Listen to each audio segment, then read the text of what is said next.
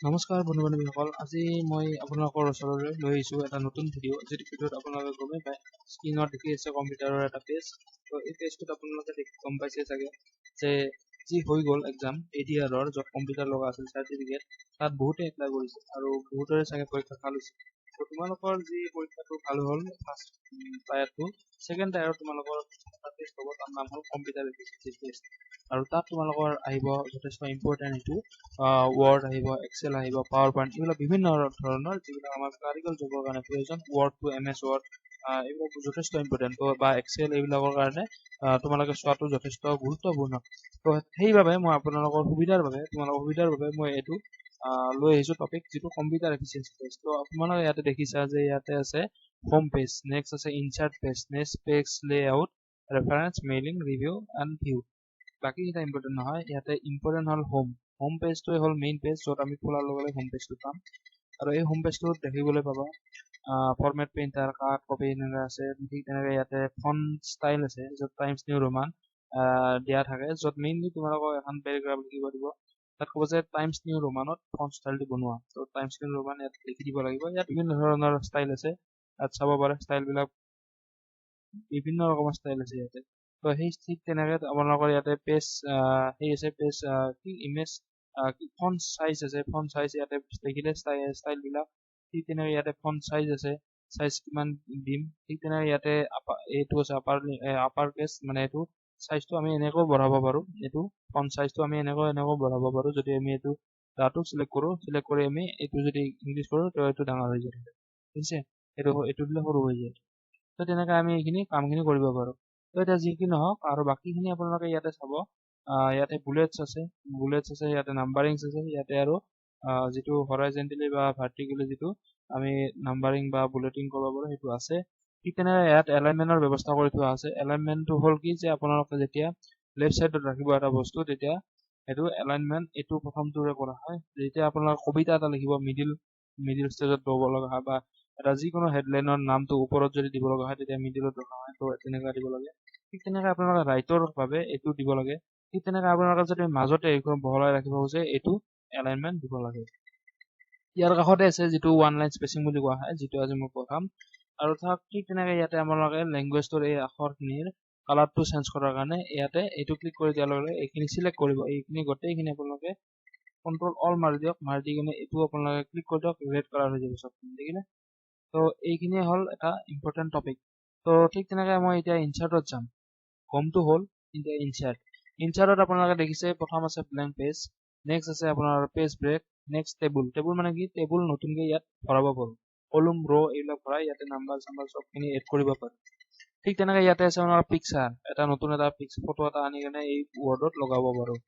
ঠিক তেনেকৈ ইয়াতে শ্লিপ আৰ্ট আছে, বেলেগ আৰ্ট কৰি কিনে ইয়াতে ভৰাব পাৰি। ঠিক তেনেকৈ শ্বেপ আছে, শ্বেপত আপোনালোকে এটা স্কুৱেৰ, কিউব এইবিলাক আঁকি কিনে আপোনালোকে বহাব পাৰে। লোগো বনোৱাৰ কাৰণে আমাক বিশেষকৈ এই শ্বেপখিনি দৰকাৰ হয়। স্মাৰ্ট আৰ্টৰ বিভিন্ন ৰকমে আপোনালোকে অলপ কাৰিকৰী কৌশল দেখাই কেনে সেইখিনি ৰিপ্ৰেজেণ্ট কৰিব পাৰে, যেনেকৈ মই পাৱাৰ পইণ্ট ৰিপ্ৰেজেণ্টেশ্যনত কৰিছিলোঁ আগৰ ভিডিঅ'টোত। তো ঠিক তেনেকৈ ইয়াতে চাৰ্টত দেখিছে, চাৰ্টত পাই চাৰ্ট হ'ব, ইয়াতে পাই চাৰ্ট বহে। তো এইটো ইম্পৰ্টেণ্ট এটা। ঠিক তেনেকৈ বাকী যিখিনি আছে হিডাৰত আপোনালোকে যদি চাই, আপোনালোকক এটা এক্সাম্পল দিওঁ যে অসম এয়াৰবুকখনৰ আপোনালোকে ওপৰত দেখি চাব যে তাত অসম এয়াৰবুক বুলি প্ৰত্যেকটা পেজত লিখা আছে। তাৰমানে সেইটো কেনেকৈ কৰিছে, সেইটো হিডাৰৰ জৰিয়তে কৰিছে, মানে প্ৰত্যেকটা পেজতে কপি হৈ গৈছে। ঠিক তেনেকৈ ফুটাৰ যিটো আছে, ফুটাৰটো আপোনালোকে চাব, কিছুমান কিতাপত তলৰ পিনে নামটো যে কিবা এটা নাম থাকে, ধৰক জেনেৰেল ইংলিছ বা অবজেক্টিভ জেনেৰেল ইংলিছ বা আৰিয়ান, এনেকৈ কিছুমান কিতাপৰ নাম থাকে। তো এইবিলাক চাব আপোনাৰ তলৰ ফালে আছে, তাৰ ৰাইটাৰ নাম আছে SP বক্স, এইটো তলৰ ফালে আছে।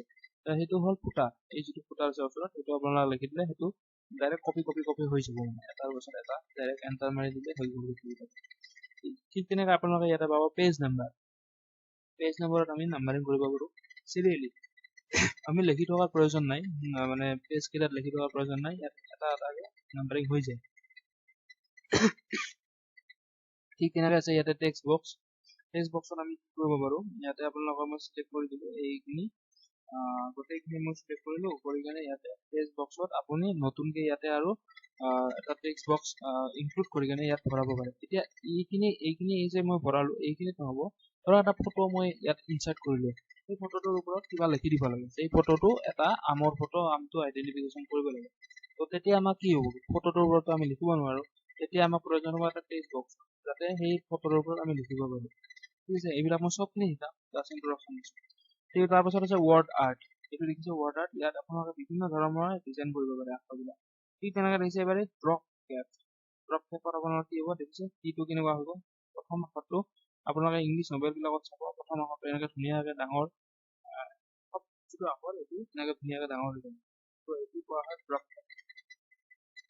তাৰ কাষত আছে equation symbol, date, time, object, নালাগে আৰু। তাৰপিছত আছে আপোনাৰ পেজ লেআউট। প্ৰথম চাব আপোনাৰ মাৰ্জিনছ, আপোনালোকে যে বহীত যে মাৰ্জিন টানে, ঠিক তেনেকুৱা কম্পিউটাৰতো মাৰ্জিন টানিব পাৰি। পেজ অৰিয়েণ্টেশ্যন আছে, পৰ্ট্ৰেট, লেণ্ডস্কেপ, দুটা ষ্টাইলত কৰিব পাৰি। চাইজৰ আছে অপশ্যন, আপোনালোকৰ চাইজটো দিয়া আছে, ইয়াতে A4 লাগে, A3 লাগে, A5 লাগে, লিগেল লেটাৰ যি লাগে আপোনালোকে বহাব পাৰে। ঠিক তেনেকৈ কলমবিলাক আছে, ইয়াতে আপোনালোকৰ চাব ৱাটাৰমাৰ্ক আছে, ৱাটাৰমাৰ্কত কনফিডেন্সিয়েল, তাৰপিছত ডু নট কপি, এইবিলাক বেলেগ বেলেগ ষ্টাইলত লিখিব পাৰি। তাৰপিছত আছে পেজ কালাৰ, আপোনালোকে যিটো কালাৰ ইয়াতে বহাব খোজে সেইটো কালাৰে পাব, য়েলো যদি বহাই য়েলো হ'ব, ঠিক আছে। তো ঠিক তেনেকৈ পেজ বৰ্ডাৰ আছে, পেজ বৰ্ডাৰত আপোনালোকে কি কৰিব, পেজ বৰ্ডাৰ মই ইয়াত দিয়াই আছে, পেজ বৰ্ডাৰ মই দি লৈছিলোঁ, তো পেজ বৰ্ডাৰ ইয়াতে পাব। এইবিলাক গোটেইখিনি প্ৰথমতে আপোনালোকে পেজটো কি বনাব দিছে, A4 নে A3, এইটো চাব। যদি A4 বনাব দিছে আপোনালোকে গৈ কেনে ইয়াতে হোমত গৈ কেনে এই পেজটো যিটো মই দিয়া আছে ইয়াতে, সেই পেজটো আপোনালোকে চেঞ্জ কৰি ল'ব, যে চাইজটো ইয়াতে মিলাই ল'ব, চাইজটো আপোনালোকে A4 লাগে নেকি, A4 লাগে, তো A4 মই বনাই দিলোঁ, ঠিক আছে, এইটো A4 মই বনাই দিলোঁ। এনেকৈ এই কামখিনি কৰিব লগা হয়। ইয়াৰ পাছত আমি এতিয়া আপোনালোকক দেখাম, মই আগতে কৈ থৈ দিলোঁ এই বস্তুটো, কৈ থৈ দিলোঁ যিহেতু মই এটা পেৰাগ্ৰাফৰ প্ৰয়োজন হ'ব আজি, চাইজটো মই A4 কৰি লৈছোঁ। এতিয়া চাব, মই যিটো ওৱান লাইন স্পেচিং শিকাম আজি আপোনালোকক, তো ইয়াতে চাব এই ওৱান লাইন স্পেচিঙৰ ইয়াতে কি কি মাৰ্ক আছে, 1.0, 1.15, মানে এইটো 1.15তে আছে। এতিয়া কথাটো হ'ল আমাৰ পৰীক্ষাত দিয়া থাকিব যে 1.5লৈ এইটো কনভাৰ্ট কৰা, এই পেৰাগ্ৰাফটো 1.5ত তোমালোকে ওৱান লাইন স্পেচিং কৰি দিয়ে। তো ইয়াতে আমি কৰিব লাগিলে এইটো টিপি দিয়াৰ লগে লগে দেখিছে স্পেচ হৈ গ'ল দুটা লাইনৰ মাজত, তিনিটা লাইনে এটা 1.5 ছেপাৰেট হ'ল। ঠিক তেনেকৈ আমি যদি 2 কৰোঁ আৰু অলপ ছেপাৰেট হৈ গ'ল, তেনেকুৱা। তো তোমালোকক এইখিনি এনেকৈ কৰিব দিব, কিন্তু মই যিটো এক্সামত আগতে দিছিলোঁ য'ত এইটো মোৰ ভুল হ'ল, মই কি কৰিছিলোঁ স্পেচ মাৰি মাৰি বা টেপ মাৰি মাৰি কেনে এইখিনি কৰিছিলোঁ। তো ওৱান লাইন স্পেচিংটো তোমালোক বহুত ইম্পৰ্টেণ্ট, সেইটো সৰুকৈ কোণাত থাকে নহয়, যদিও এই বহুত ডাঙৰ কাম কৰে। তো ইয়াতে তোমালোকে চাবা, ইয়াতে অপশ্যনছ আছে, লাইন স্পেচিঙৰ কিছুমান অপশ্যন আছে। অপশ্যনবিলাক আপোনালোকৰ এনেকুৱা ধৰণৰ যে ইয়াতে চাবা, কিছুমান ইয়াতে আছে, তোমাৰ প্ৰথমৰ পৰা দিছোঁ চিংগল। চিংগল মানে কি, ই কি কৰিব, এবাৰ ই কৰি দিব লাইন স্পেচিং।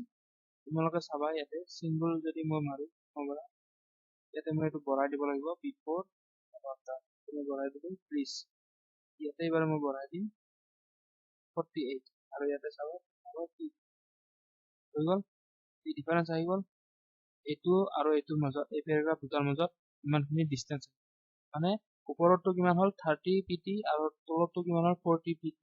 তো পেৰাগ্ৰাফ এইখিনি ডিফাৰেঞ্চ এটা আহিব, আৰু সেইটো যদি ইনক্ৰিজ কৰা তোমাৰ মানে এই গেপছটো মানে থাকি যাব। ঠিক তেনেকৈ তোমালোকৰ এই যিখিনি গেপছ, প্ৰত্যেকটা পেৰাগ্ৰাফতে তেনেকুৱা গেপছ, সেইটো যথেষ্ট ইম্পৰ্টেণ্ট। ঠিক তেনেকৈ আৰু ইয়াতে চাব পাৰা এটা বস্তু মই দি আছোঁ, যিটো গেপছটো এনেকুৱাই থাকিল। এতিয়া আমি দি আছোঁ যে এইখিনিৰ মাজত গেপছটো কেনেকুৱা হ'ব, ইয়াতে মই দিলোঁ তোমালোকক কিমান লাগে, মানে কিমান 1.5, 2.5, এতিয়া মই বঢ়াই দিলোঁ ইয়াতে 18 কৰি দিলোঁ হা, তাততো হাইয়েষ্ট আছিল 5 আছিল ওৱান লাইন স্পেচিঙত। তো ইয়াতে মই আপোনালোকক দিলোঁ ইয়াতে একজেক্টলি মই দিলোঁ, চোৱা আখৰবিলাক কেনেকুৱা হৈ গ'ল, ফাটা নাই। যেতিয়া মই এইটো 50ত লগাই দিম, 50ত লৈ দিয়াৰ লগে লগে এইখিনি আখৰখিনি সম্পূৰ্ণ মানে ফাটি যাব। তাৰমানে কি হয়, একজেক্টলি মানে কি, এটা সিহঁতে এটা ফ্ৰেম এটাৰ ভিতৰত আখৰখিনি সোমাই দিয়ে, কম্প্ৰেছ কৰে, তাৰ ফলত কি হয় আখৰখিনি ফাটি যায়। যদি আমি সেইখিনি বস্তুৱে একজেক্টলি ঠাইত যদি আমি এক্সেলত কাউণ্ট কৰোঁ, ইয়াতে দেখিছে 3 আছে, তাত মই কিমান দিছোঁ 18 দিছোঁ। ইয়াতে চাব মই এইটো 18, এইটো 12 দিয়া আছে, 12 মই আৰু বঢ়াই দিলোঁ, 20 কৰি দিম, 18 দিলোঁ, ঠিক আছে। এইটো মই এতিয়া এক্সেল মোডত পাম, এক্সেল নহয় এটলিষ্ট মোডত পাম, চৰি মই ভুল হ'ল, এটলিষ্ট মোডত পাম, চাওক এটলিষ্ট মোডত কি হয় আপুনি ধৰক যে যিটো ফ্ৰেম আছে সেই ফ্ৰেমটো এটা লবৰেদি বান্ধ খাই আছে হা বেলুন এটা আছে সেই বেলুনটোৰ ভিতৰত যেতিয়া আমি পানী ভৰাই থাকিম বা বায়ু ভৰাই থাকিম সি ফুলি থাকিব এটা লেভেললৈকে ফুলি থাকিব আৰু সেই যি ফুলি থাকিব সেই ফুলি থকাৰ কণ্ডিশ্যনটো হ'ল এক্সুৱেল আৰু যদি সেইটো একদম মানে এটলিষ্ট অভাৰ ফুলি গৈছে তেতিয়া মানে সেয়াক আৰু ফুলোৱাৰ মানে কোনো প্ৰশ্ন নাহে মানে ই থাকিব তেতিয়া এইটো হ'ব এক্সেক্ট বুজি পাইছে গতিকে এই দুটা মই বুজাই দিলো মাল্টিপুল বুজাই দিলো এক্সেক্ট কপি বুজাই দিলো নেক্সট এক্সুৱেল বুজাই দিলো এতিয়া আছে ডাবলটো বুজাই দিম আৰু চিম্বলটো মই কৈ দিলো ডাবল যদি দি দিওঁ কি হয় ডাবল মানে এইখিনি যিটো আছিল আগতে আধা আছিল আধাখিনি ডাবল হৈ গ'ল ত'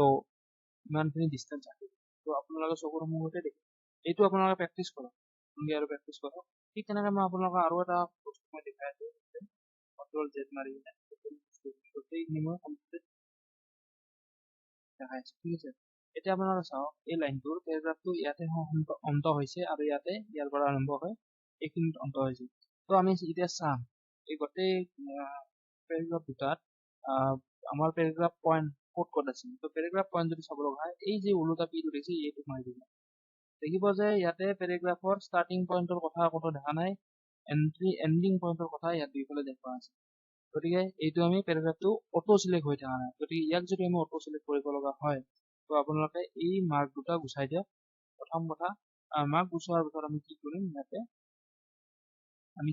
এই যিটো লাইন স্পেচিং আছে ইয়াতে গৈ কেনে যিটো মই কৈছিলো ইয়াতে আপোনালোকে অলপ বঢ়াই দিব কিমান লাগে ধৰক ইয়াতে মই বঢ়াই দিলো 30 এই তলত এইখিনি চেঞ্জ হৈ আছে দেখিছে প্ৰিভিউ আৰু ইয়াতে আপোনালোকে বঢ়াই দিব 48 এতিয়া আপোনালোকে চাওক ডিষ্টেঞ্চ আহি গ'ল এই যিটো ডিষ্টেঞ্চ এই ডিষ্টেঞ্চটো প্ৰত্যেকটা পৰ্যায়তে আপোনালোকক এইটো বস্তু দেখা পাব প্ৰত্যেকটা আপোনালোকে যিমানে আপুনি লিখিব সিমানে এনেকুৱা এণ্টাৰ মাৰি দিলে এনেকুৱা ডিষ্টেঞ্চ এটা দেখাই দিব ইয়াৰ পাছত যদি আপোনালোকে অলপ টাইপ কৰে অলপমান আকৌ টাইপ যদি কৰি দিয়ে দেখিছে ডিষ্টেঞ্চ এণ্টাৰ মাৰাৰ লগে লগে ডিষ্টেঞ্চটো কিমান আহি গ'ল ঠিক তেনেকৈ ইয়াতে মই অলপ টাইপ কৰি দিলোঁ তাৰপিছত যদি মই এণ্টাৰ মাৰি দিওঁ চাব ডিষ্টেঞ্চ আহি গ'ল যিমানে মই মাৰি থাকিম সিমান ডিষ্টেঞ্চ ফৰ মাই ৱাচিং মাই ভিডিঅ' কিমান ডিষ্টেঞ্চত যাব পাৰে ঠিক আছে ইয়াতে যদি মই এনেকুৱা এইটো বস্তু কণ্টিনিউৱাছলি চলি দিয়ে তো গতিকে আজি মই ৰিভাইজ মাৰক আৰু ৰিভাইজ মাৰি কেনে আপোনালোকে ভিডিঅ'টো কেনে হৈছে এইটো ক'ব আৰু নেক্সট পৰৱৰ্তী পৰ্যায়ত মই আৰু এটা নতুন টপিক লৈ আহিম MS এক্সেলৰ ওপৰত লৈ আহিম পাৰি যিহেতু দুইটাই কণ্টিনিউ কৰি লৈ যাম কাৰণ পৰীক্ষালৈ আৰু বেছি দিন নাই তো আজিলৈ ইমানখিনিয়ে ধন্যবাদ